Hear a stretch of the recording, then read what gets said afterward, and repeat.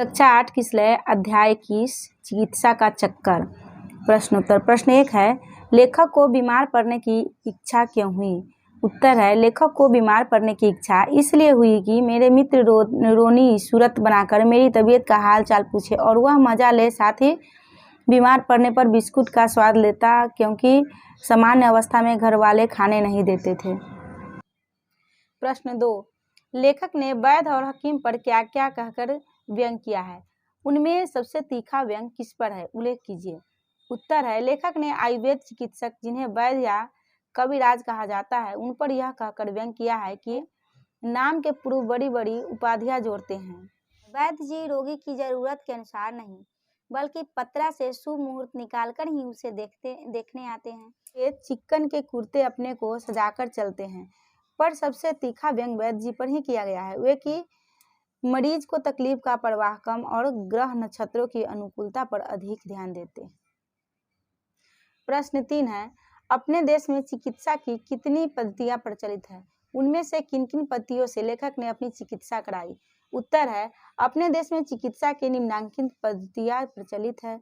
एक में है एलोपैथिक पद्धति, दूसरा है आयुर्वेदिक पद्धति, तीसरा है यूनानी पद्धति और चौथा है होम्योपैथिक पद्धति और पांचवा है प्राकृतिक चिकित्सा, छठा है बायोकेमिक पद्धति और सातवां है झाड़ फूक की पद्धति। लेखक ने एलोपैथिक, आयुर्वेदिक और यूनानी पद्धतियों से अपनी चिकित्सा करवाई।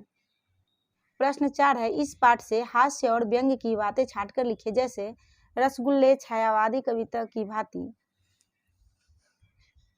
जैसे रसगुल्ले छायावादी कविताओं की भांति सूक्ष्म नहीं थे, स्थूल थे। उत्तर है, डॉक्टर साहब सूट तो ऐसा पहने हुए थे कि मालूम पड़ता था प्रिंस ऑफ वेल्स के बैलेटो में है। लोगों की सलाह से डॉक्टर चूहानाथ कातर जी को बुलाया गया। वैद्य जी पालकी पर तशरीफ लाए। खाने के लिए सिवा जूते के और कोई चीज बाकी नहीं रह गई। तुम्हारी बुद्धि कहीं घास चरने गई है। अपनी तंदुरुस्ती अपने मरीजों में बांट दी थी। एक और दर्द आयकर की तरफ बढ़ता जा रहा था। प्रश्न 5 है, किसने कहा, किससे कहा? क में है, मुझे आज सिनेमा जाना है, तुम अभी खा लेते तो अच्छा था। लेखक की पत्नी ने लेखक से कहा।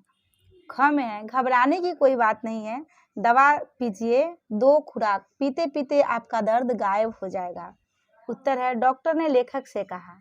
ग में है, अपने देश में चिकित्सा की कितनी पद्धतियां प्रचलित है? उनमें से किन किन पद्धतियां से लेखक ने अपनी चिकित्सा कराई?